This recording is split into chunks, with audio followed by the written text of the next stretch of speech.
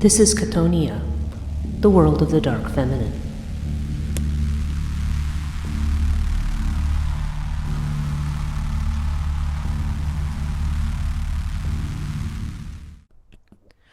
Hello, this is Breach Burke. Before we get into this week's podcast, I would like to thank my patrons personally. Gwyn K., Politi, Caitlin N., John H., Tanya T., Veronica S., Gabby, Helen M., Ruth S., Sunny H., Scott K., JRM, Phil J., Susie G., Eldritch Priest, and B. Lupita. I really appreciate those of you who have joined recently and who have stuck with me over these years. Our community is small, and there is so much I would like to do in terms of providing courses, conversation on the dark feminine, and extra content, so please consider joining at patreon.com/Chthonia. Now on to the podcast. Hello and welcome to Chthonia, the podcast dealing with the dark feminine. I'm your host, Breach Burke. This week we're going to return to ancient Egypt and talk about a deity that is, well, not really a deity, a demon figure in the Egyptian coffin texts, referred to as Ammit. Now there's some various spellings of the name. I'm using the one Ammit, which is the most common one that we find on the internet. And Ammit is a particular figure that what we would call a chimeric type figure, because she is represented as having different body parts. She has the head of the forequarters of a lion, the hindquarters of a hippopotamus, and the head of a crocodile. And she sits next to Anubis during a part of the judgment of the dead that is known as the weighing of the heart. Now, when this happens, there is a certain formulae that is recited by the dead person to indicate that, they have not done anything super duper horrible. And as a result, it's assumed that both Anubis and Osiris, who are both present at this weighing, go pretty easy on the person, and Ammit goes hungry. However, if they are judged to actually have been evil and committed evil deeds and violated these formulae, or more accurately, that they did not recite these formulae correctly, then they would be devoured. Ammit was there waiting to just devour the soul. So this is the image that we have. Now, the main place that we see Ammit is in this coffin texts. And I need to give a little bit of context as to where this fits into Egyptian history and Egyptian death practices, because the coffin texts are not ancient. Well, okay, let me correct that. The coffin texts are ancient. They're not as ancient as the pyramid texts. And I'm going to give a little context on that, but I will just mention that we see Ammit mentioned particularly in book 125 of the coffin texts, which has to do with the weighing of the heart. And most of the text is the formulae that the dead person is supposed to recite.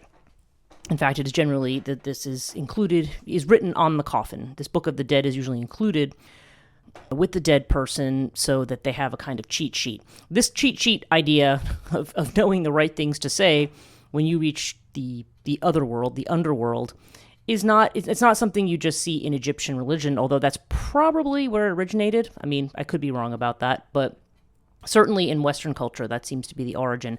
You also will see it in Western mystery cults, the cults of Dionysus, Demeter, what they call the Bacchic gold tablets. Okay, so this would have to do with Bacchus or Dionysus.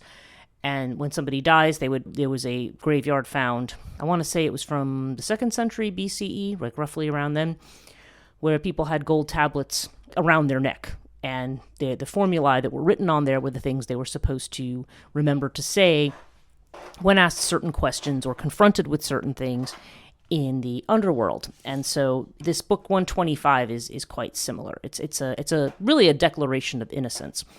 And John Osman, who is a Egyptian scholar, I remember reading his book on this subject, because the first chapter of my book, Death and the Maiden, is to a certain degree, as it relates to the divine feminine. I do talk a little bit about ancient Egypt and its role, not as extensively as I probably could, but that's a whole subject in and of itself. But you have the idea that he basically said that as long as, it wasn't even so much that you had to be a good person, you just had to be good at memorizing. So if you did not have a good head for remembering the formulae, or if you had trouble reading it on your text or whatever, then that could be that was more of a problem than whether you were actually a good person or not. The weighing of the heart just seems more symbolic. That said, this idea of judgment is a much later one in Egyptian mythology, Egyptian religious practice. And I'm just going to talk a little bit about that first. So to kind of give us a timeline here, when we look at the pyramid texts, we're talking about something that is from the Old Kingdom period. There's this Old Kingdom, there's a Middle Kingdom, there's this what they call the Amarna period, when they had the worship of Aten. It's when they kind of had their brief excursion into monotheism. And then of course you have the New Kingdom. And the Old Kingdom goes way, way back. We're talking into, let's just see if I have a timeline here. Old Kingdom is roughly 2686 to 2181 BCE. And what we think of as the Middle Kingdom is from approximately 2030 to 1650 BCE. Okay, so this is this period of time that we're talking about by the time we get to the Middle Kingdom.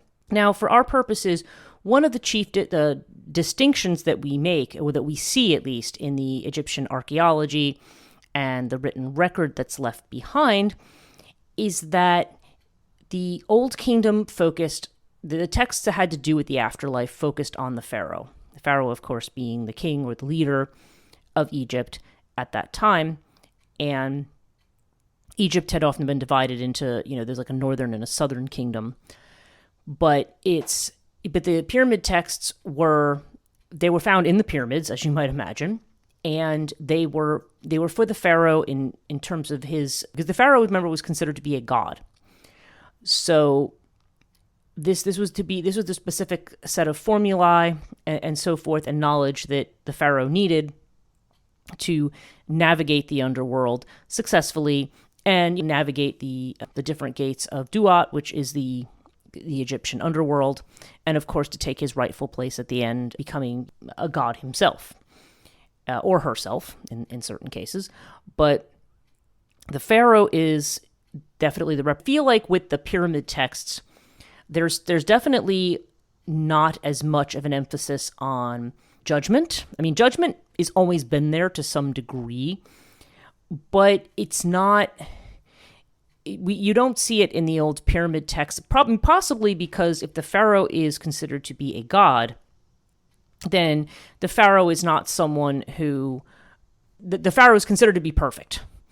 So you don't have to... Or has godlike qualities or divine qualities. So, I suppose... I mean, yes, of course, I'm sure you had pharaohs who might have ruled badly or poorly, but the royal family would have been considered to be divine. So if they're already divine by nature, there's typically less of an emphasis on divine judgment and how they behaved. Although, like I said, I'm not saying that's totally absent, but it's not so much there. And it is predicated more on this reading of magical formulae and saying it correctly to say, yeah, I did all good stuff. I honored the gods. I didn't cheat anybody. I didn't do anything. There's a whole list. And with each petition, each petition, they appeal to a different aspect of maybe not even separate deities, but these underworld spirits. This underworld maybe is a type of almost tribunal that they are standing before to say, I did this or I didn't do that. But we definitely see this as something that's more pronounced, this idea of the weighing of the heart from the Middle Kingdom onward. And in this way, ancient Egypt is really the first place that puts an emphasis on judgment after death. We don't see judgment after death in many archaic religions. We don't see it in Greece and Rome. You didn't see it there until a later time when you started to bring in the mystery cults. And really, not only were you bringing in Persian influence from Zoroastrianism, but you were also bringing in Egyptian influence. We started to see those two things come together in the Greek mystery cults because there wasn't really... Life after death was not one of those things. I do a whole segment on this. I have a whole class on the archaic underworld. But it was a very different idea. Now we tend to think of heaven and hell, right? We think When you die, you either go to heaven to be with God or whomever, or you go to hell and you are punished, or if you have more the nuances of perhaps, maybe it's Catholic doctrine. I'm trying to think if it is. Yeah, I think this actually technically is. Limbo is not Catholic doctrine. Purgatory is. And so you might be somebody you're not so terrible that you're irredeemable, but you're not really cleaned up enough for heaven, so you would go to purgatory. Nonetheless, all of these ideas, which are not part of the original Christian church, come much later, and we see them really. The place we really see them is around the 12th century, when you start to have I want to say it's the Fifth Lateran Council, when you started to codify these ideas about the theology of the underworld and the demonic and the angelic and so forth. And this is around the time also you saw Dante's Inferno, well, his whole Divine Comedy, actually, which is Inferno, Purgatorio, and Paradiso. So it's really hell, purgatory, heaven. That's the way that goes. And it's very much based on this kind of medieval theology, which was not original to Christianity. But you do have this idea. The ancient Egyptians always had this idea of judgment. But again, it was less about whether or not you were really a quote-unquote good or bad person. As it was explained, there's an article here on Ammit from Ancient Egypt Online, and the way that they put it was not necessarily to be totally good, just reasonably well-balanced, which is about really all you can expect of anybody. Nobody's going to... And what does it even mean to be good or to be perfect? It's really meaningless, which is why the whole idea of sin, at least in my view, is somewhat meaningless, but that's another theological discussion I don't want to get into. And it's part of ethical religion. So ancient Egyptian religion, like a lot of others, there is sort of an ethical component to it, but it's not as strong as it might first appear. And certainly a lot of the ethics that appear in these things are definitely more state-driven. It's more about making sure that the people of the community fall into a certain moral or social order, and into that kind of line. And so when we see these more, what we tend to think of as a more advanced civilization like Egypt that is hierarchical in its own way, you tend to see this ethical inflection that appears in the religions. So in Greece, for example, where you have all these different tribal kingdoms, and you don't really have, in spite of what people think in the Iliad, it's not really the Greeks versus the Trojans, it's an Aegean conference versus the Trojans. And the reason they're all coming together is because they were all vying for the hand of Helen, the most beautiful woman in the world. And she eventually, Menelaus was either she chose him or he was chosen for her. All the rest basically took an oath that they were going to support him if anybody challenged his claim to her. And then when Paris abducted her and took her away, well, then they all got together because they all promised they were going to help him. So it's not so much. So you're talking about a Greece where you have different tribal kingdoms that are ruled by different ruling families, but you're not talking about a hierarchical system per se. It's not the kind of hierarchies we see in larger cities and city-states and nations and so forth, where you have a specific governing body and then when there's a lot of, it's not that there were no class distinctions, but it's definitely more developed and more pronounced in certain kinds of civilizations, and Egypt would have been an example of that. So we don't have a specific mythology around Ammit. Like, we don't see a story somewhere. Like for example, we have the story of Osiris and his battle with Set, and how Set puts him in the sarcophagus and sends him down the river, and Isis has to go chasing after him and try to find him and all this sort of thing. There's a specific tale, a specific mythology that goes along with it. You don't really see, Ammit does not have a separate story as such. She is part of she's part of the ceremony and the rites around the judgment of the dead. And that is where she appears, is in the coffin texts. So let's see. So let me I want to talk a little bit about the journey to the afterlife that the ancient Egyptians had. So the afterlife stage, when we get to the coffin texts, again, these were writings found on coffins, as opposed to the pyramid texts, which were found on pyramids. Not very simple, not difficult to understand, but coffin texts are really Middle Kingdom, and so these are later. And the coffins were not of pharaohs. They might be of people who were from royal families, or they might have been just from people who were administrators or so forth. There are people who were important in government in some way. In short, they were not the pharaoh. They were ordinary people who were now entitled to the same rituals and death rituals as the pharaoh. So it's a little bit more of a, I hesitate to say democratization, because I don't necessarily think things are necessarily more democratic, but certainly the afterlife in this sense is more democratic, because it's not just, oh, it's reserved for the top guy and the rest of you can just disappear. I mean, I think the understanding before the coffin text was that when you lived, again, there was this conception of a flat earth, and the world that we live in is sort of the top layer, and there is a complete like mirror image, like reverse on the other side, that is of course under the, like kind of under the earth, that is actually where the underworld is. So it was as though, you're going to go into that space and you're going to live life in that space. But because it's this chthonic space, it's this under the ground space, you think about all the stuff that's under the ground, it's like people are literally eating, SHIT. They're literally, it's not necessarily a pleasant afterlife, and it's certainly not the kind of thing that the pharaoh would have experienced. But now with the coffin text, there's this idea that you undergo that same level of judgment and you have the same ability to partake in a much more desirable afterlife. I don't know that they necessarily made these people into gods, because I think that was, again, that's still reserved for the pharaoh. But certainly the people there had a much, if they passed all of those tests, were saved from the more unsavory aspects, or the worst possible aspect, which is what Ammit represents, which is the devouring of the soul. Annihilation of the soul was considered the worst possible thing that could happen to you. Living in this other thing, again, that aspect of the Egyptian afterlife is probably not that different from other concepts of like Hades, or even Sheol in the Hebrew, or the Babylonian underworld, which is sometimes called Kigal or something like that. There's a variety of names that you'll see throughout that Mesopotamian area for the underworld. But, they're all just basically gloomy places. Sometimes they're dusty places. They're places in the Western lands. Like I said, in Egypt, we're talking about, this is like literally on the flip side. It's like we have a flat earth. We're on top, and that's kind of in reverse underneath.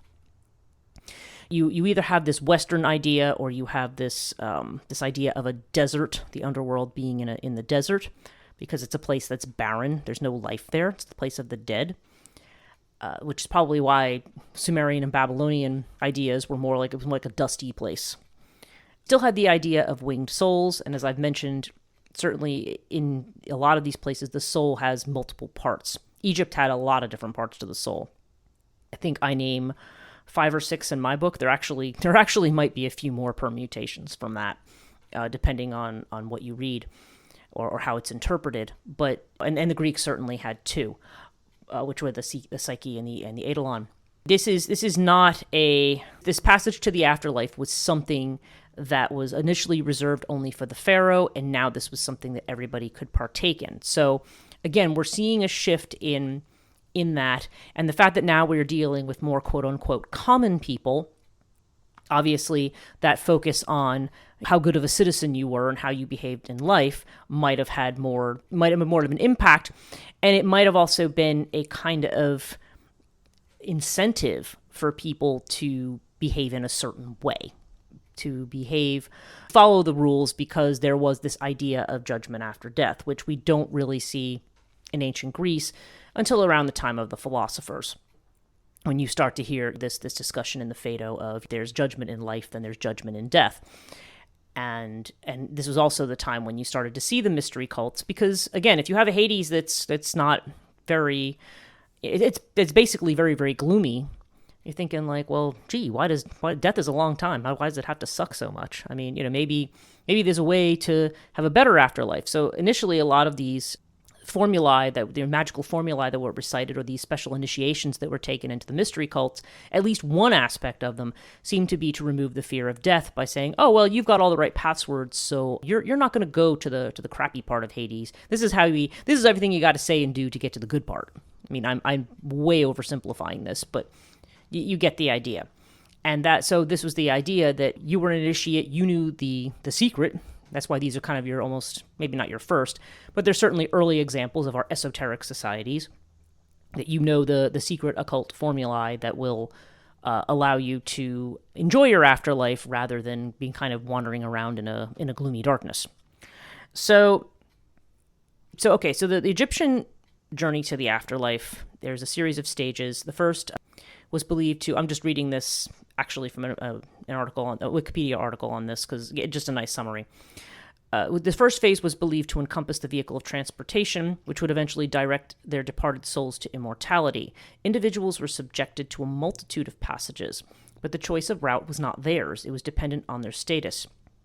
The aspect that was most universally influential in determining what passage was taken was one's position among their leaders. Despite the differences between voyagers, beliefs concerning the afterlife were highly reliant on religious ideology.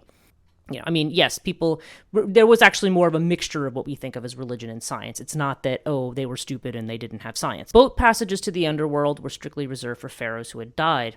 The Egyptian sun god Ra was believed to travel the underworld by boat as the sunset.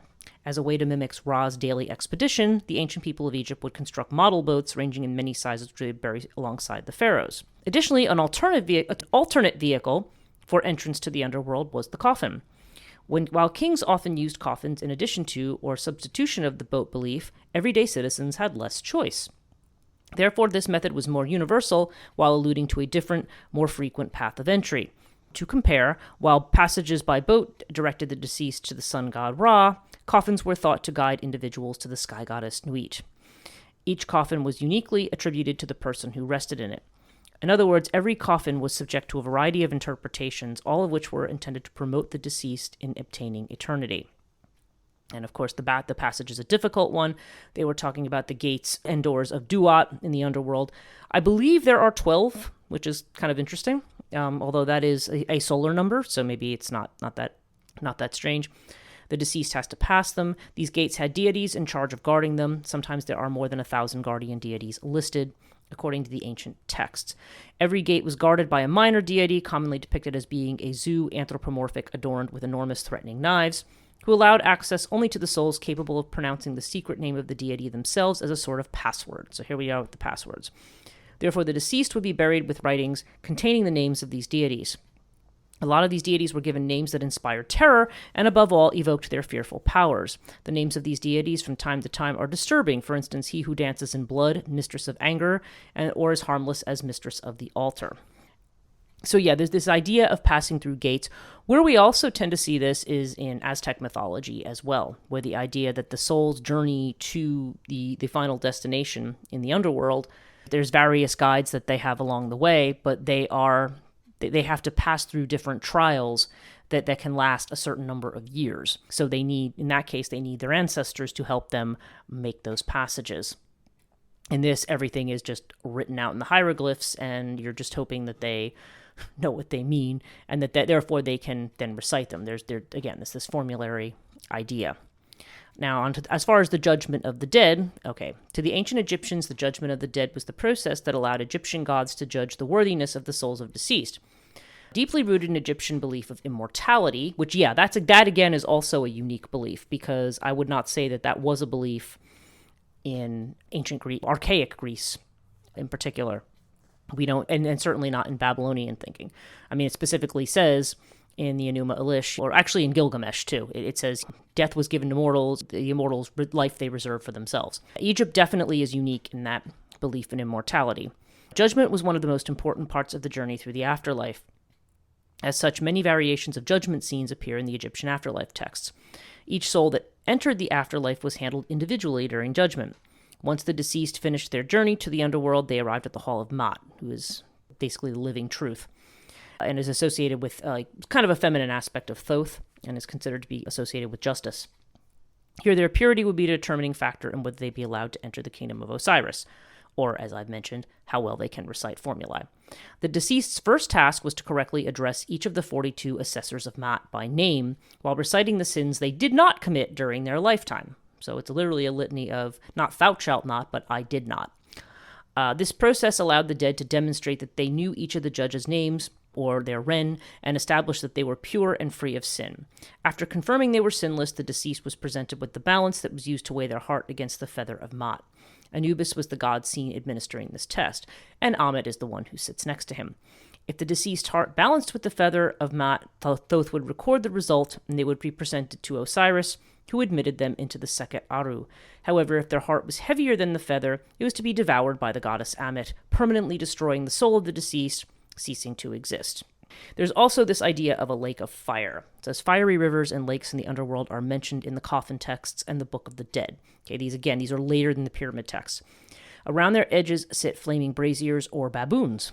Ra would pass through this lake on his journey while through the Duat renewing his boat. Chapter 126, which is the one after of the Book of the Dead, is associated with this vignette, and the text is addressed to the 4 baboons who sit in the prow of the bark of Re. The lake was one of the dangers encountered on the journey through Duat and had a dual nature. The baboons who guarded the pool were a force that could refresh and protect the deceased if they knew the correct recitation, or destroy them if they did not. Again, your ability to recite formulae was very important. In the 21st dynasty, human figures are depicted within the lakes. These represent enemies of the king or the gods, and their inclusion within the pools ensures their permanent destruction. In this way, the deceased could avoid meeting a similar fate and be victorious over the forces of chaos like Ra. Ra is not being a force of chaos. Just like him, they could also defeat the forces. Amhe, whose name means devourer of millions or eater of eternity, and the name Ammit may actually come from this, is at least one theory, is a hunting dog-headed god from the underworld who lived in a lake of fire. So again, it does make you wonder if the lake of fire idea that we see, for example, in the Jewish Gehenna, this idea, which tended to be associated with Moloch sacrifices, that I think is, you have this idea of because fire, of course, purifies and it devours. So this is another way in which the soul might have this kind of a punishment, but it's very interesting that this is, again, a later addition. And it's hard to know whether or not, we do know that the Israelites or the Jews were in Egypt. We don't know if this is a belief that when it ends up as Gehenna in the Bible, does this come from the Egyptians or the other way around? I mean, that is not something I have specifically studied, but it would be interesting to look at. Yeah, so this is the basic thing with death, and what we really need to know about Ammit is that she has to do with the devouring or the destruction of the soul. So what we have is a demoness, if you will, who is a symbol. First of all, she's connected with symbols of judgment or justice. So if we think about the idea of the scales, we always have that as associated with justice. So Ammit would represent a negative judgment, perhaps akin to certain aspects of like Lord Yama in the Hindu underworld. This very more destructive kind of an element, like represent this idea of representing and accounting for or being held responsible. Justice card in the tarot deck is about responsibility. Okay, it's about being accountable for one's actions. So there's this idea that throughout life, the soul has to become accountable for what it's done. Because we all know, certainly, when we look at things from a social ethical standpoint, and I keep saying it that way because that's not the only way to look at it. But if you look at it from that perspective, we know that there are people in life who are terrible people who harm other people. And the idea that one day they're just going to die and that's just going to end everything and it's going to be fine is something that doesn't sit well with a lot of people. So whether or not this is the origin of this, certainly I believe it becomes a factor in ethical religion because it's a way of rationalizing the goodness or badness. There was that book that was put out back in the 80s, I think it was, called When Bad Things Happen to Good People. When you have this idea that people who are good are rewarded and people who are bad are punishment or afflicted with suffering, I mean, we all know that isn't true. Frequently, unfortunately, you'll have people who are very, very bad, who for some reason seem to be fine, seem to have it all and get away with everything, and yet the people who have nothing and maybe work the hardest are the ones who suffer. I mean, certainly that is a narrative. I don't know that either narrative is particularly true, but definitely, I mean, certainly all of us, when we have gone through certain things, feel a certain sense of persecution. That I worked hard and I ended up with this, or I got this crappy end of the stick, or whatever. And you can look at that in comparison to others. Probably the more sane way to look at it is just to say, you know what? Everybody's going to have it's the hand you're dealt. You're going to have good things that happen to you in life that make you happy and that represent rewards or benefits. You could have, even if you don't have a lot of money, you could have an awesome family, awesome friends. You could just enjoy life and what you're doing. Or you could end up having a lot of money but maybe you don't have other things. Maybe you have to watch your back all the time. I don't know. There's just different things that can happen to different people. We all have certain things that we have to deal with, but that's more back on the behaviorist kind of pleasure-pain axis. Do I feel pleasure from this, or do I feel pain? And whether or not that's really the way to judge whether something in life is good or bad, in spite of some more superficial, obvious way of looking at things, I'm not really sure that holds a whole lot of weight. But because life is just going to be a mixture of experiences, and the question is, how well do you flow with those experiences and adapt to change? It's not so much, most of our problem comes from our inability to adapt to change. So our need to stick to tradition or not to make changes, or our tendencies towards xenophobia and so forth, or even just our reliance on material wealth and how that can determine status for certain people, and as well as other things. Yeah, so when we're talking about justice, we are talking about the idea of paying one's debts, like responsibility for one's action. We might talk about that as karma in the East, although karma is really not about good, or it's about action, both good and bad, or non-action. I mean, karma is just your response, basically what you do in response to a situation. Because if you decide you're not going to do anything, that's also a type of karma. So we have these different ideas about the results of our actions, and that's a whole rabbit hole you could go down. Okay, the other thing I want to talk about is this. We definitely see Ammit as this justice figure. And now I want to talk specifically about two other aspects. One is first of all, the symbolism of Ammit's figure, the physical form of Ammit. And then lastly, about the archetype of the devouring feminine. Okay, so when we talk about Ammit's chimeric figure, as I call it, the chimera being a monster made up of different animal parts in Greece, so we tend to use that as an adjective, chimeric.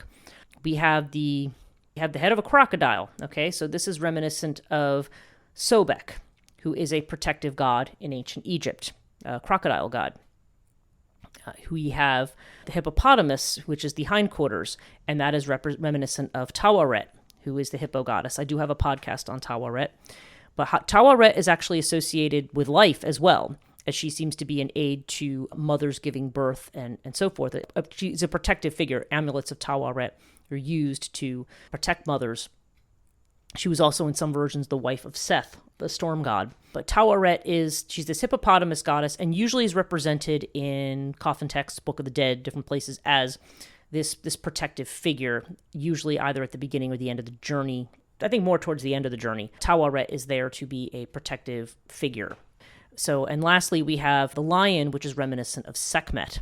Sekhmet, as I've also done a podcast on, Sekhmet is an aspect of Ra that's associated with the noonday sun. She's called the Eye of Ra, and that is the more destructive aspect of the sun god. She is a goddess. She also associated with Bastet, the cat goddess, because they're the lion head, cat head. But she is also, but Sekhmet is destructive. I mean, the myths of Sekhmet are about her going on a rampage, like a blood-filled, bloodlust rampage, and the only way to stop her was to give her beer that was tainted red dye of some sort, so that she thought she was drinking blood, got drunk, and then passed out. And then she woke up and she was happy again and had sex with Ta. So Sekhmet, she represents that more destructive aspect of the sun. So we have this one single chimeric figure in Ammit that is represented by these very highly protective figures. These figures that are protective and that represent the ferocity and the destruction, this destructive element. I mean, Sekhmet is very fiery in the sense that she represents that burning up, the idea of drought or famine possible when the Sekhmet is that burning sun. We definitely see this element of the dark feminine here as both destructive and protective. So what Ammit seems to be protecting, I mean, certainly you have the ferocity of the lion, right? But there's also this idea of protecting what is orderly, protecting what is just, by devouring that which is unjust. And in that devouring, there's an annihilation of that force, rather than either a redemption or a reintegration of that force. Ammit represents this hungry little monster who wants to take in these particular souls. And so, and it's interesting to me that those seem to be the three deities that are represented in this one figure that is a devourer. Now, in other Egyptian texts, Khonsu who is the moon god, is actually associated with the devouring as well. Probably there may be an element of that related to eclipses and the way that the moon appears to devour the sun. But Khonsu is the one in some texts, but Ammit is the one certainly in this particular coffin text that has the formula of innocence, of one's innocence from sins and the weighing of the heart. So the archetype of the devouring feminine is the last thing I want to mention. So what is the archetype of the devouring feminine? Well, I've talked in the past about the mother archetype and the anima archetype. This is a form of mother archetype, and the devouring feminine is one that, just as the mother is often associated with nurturing and giving birth and trying to enable one to grow, it represents nourishment, okay, and abundance and growth. Think of the Empress card in the tarot deck. There's this idea of the mother who also provides her milk and who nurtures. We also obviously have the aspect of the devouring, or the terrible mother, as it's called, and the terrible mother has many aspects and many strands. But the devouring feminine has a counterpart. I particularly see it in Greek myth, in stories about cannibalism. When you see a story about cannibalism in Greek mythology, and there's a couple notorious ones. The ones I'm thinking about are Pelops and Tantalus.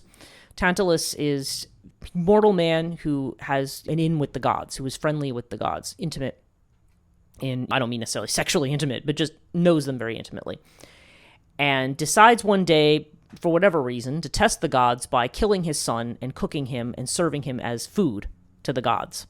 And they all knew what they were about to eat, and nobody would touch it except for the goddess Demeter, interestingly the earth goddess, who takes a bite out of his shoulder. And so the gods punish him for this transgression, because this cannibalistic, this is trying to get them to violate a certain.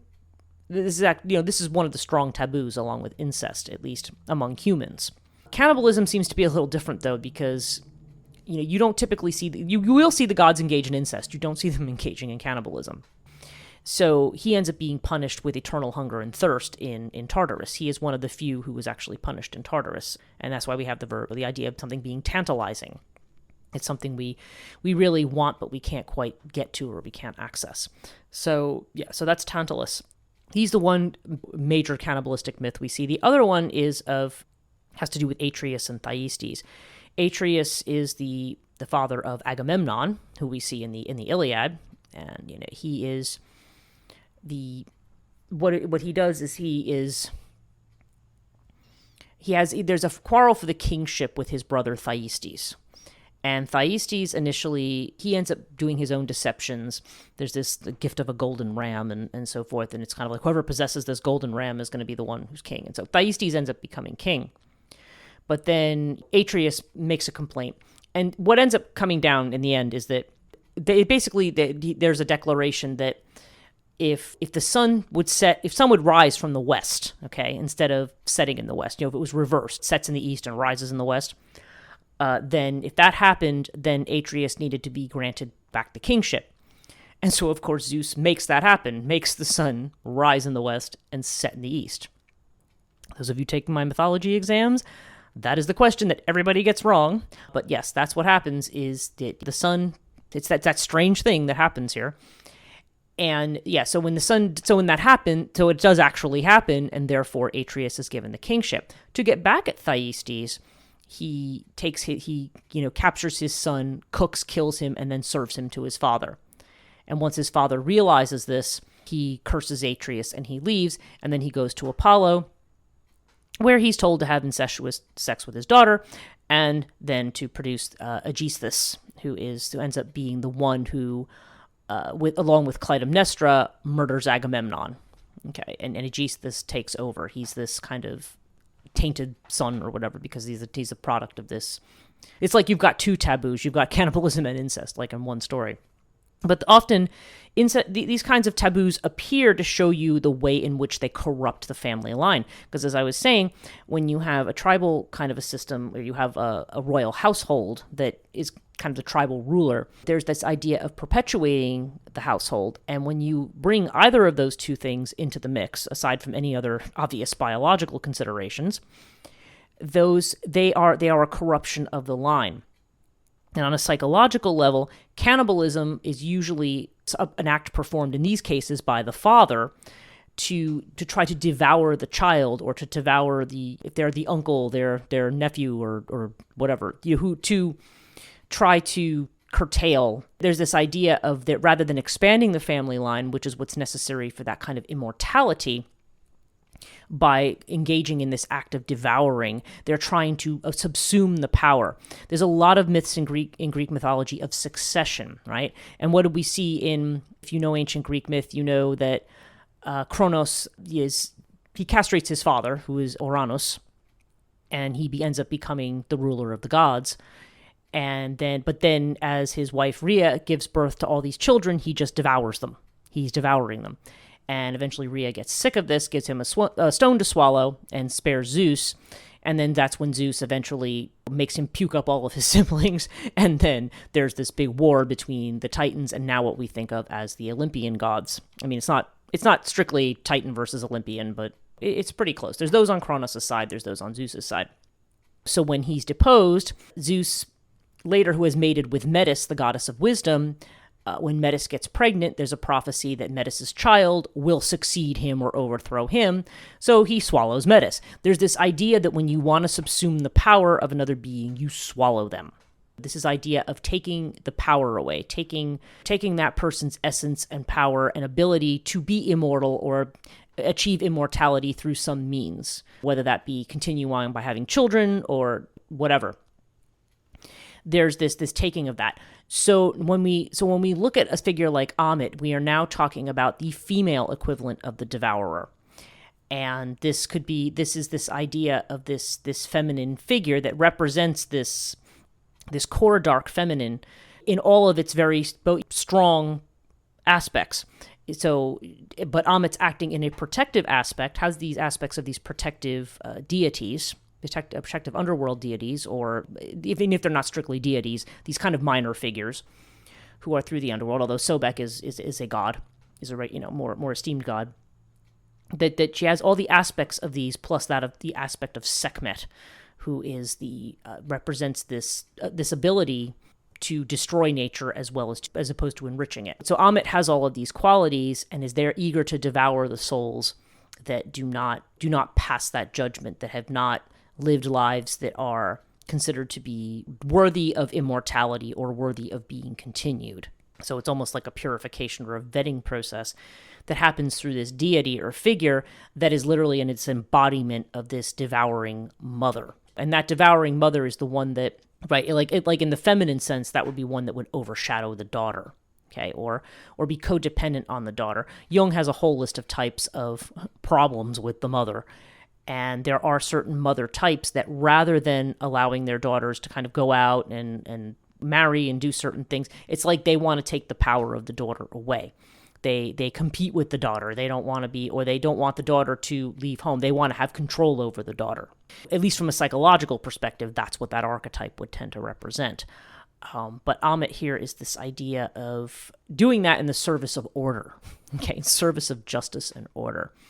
So very interesting little minor figure that's come up in a demon, who has come up in Egyptian mythology. At least we think of it as a demon.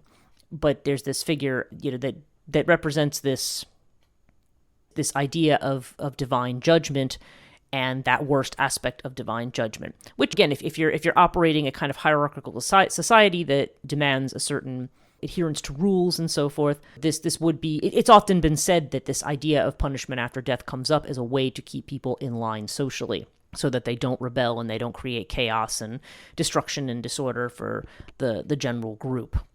But like anything, any kind of need for order and control can definitely go too far. I mean, there's a certain amount of control that's gained in letting go of control, but this is not really so much about that. This is more about the way in which this is a control that could potentially, that is ultimately going to be destructive. But Ammit operates in the service of maintaining the good social order so that people can live the lives that they presumably want to live, or at least are just supposed to live under that particular societal structure. So I want to thank you again very much for listening. Thanks once again to my patrons. I've mentioned them at the beginning of the podcast, but just say another quick shout out again. And to follow all of my work, please visit my website at Chthonia.net. I am doing more to bulk up my school at Scholars of the Borderland, and that would be at Chthonia.net/SOTB. So you can see what I offer in individual lectures, mini courses, and also full-length courses. More of that's going to be coming as I'm recording this in August of 2023. So there's going to be a lot more coming before the end of 2023.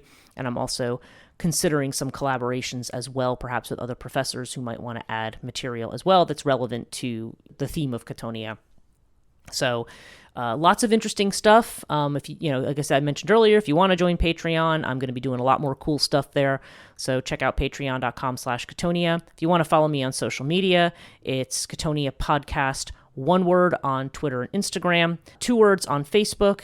And if you're not watching this on YouTube, then on YouTube, I'm also there just under Chthonia. Thanks again for listening, and till next time.